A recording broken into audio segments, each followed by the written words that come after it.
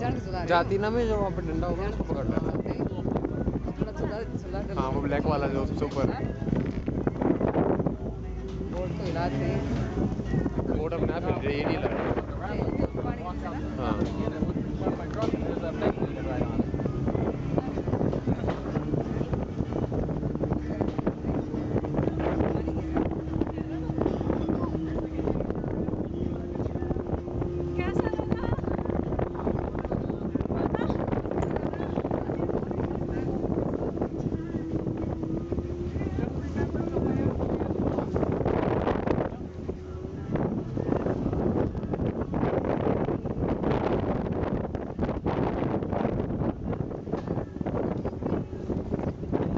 Good landing.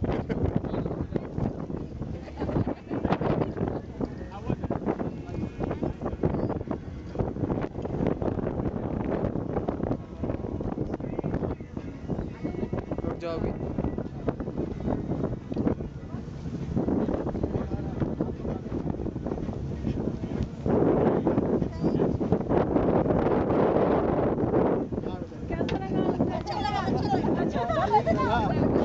ये बताइए, अब कैंसिल आपकी भी है ना? पहले लगा होगा ना उसके बाद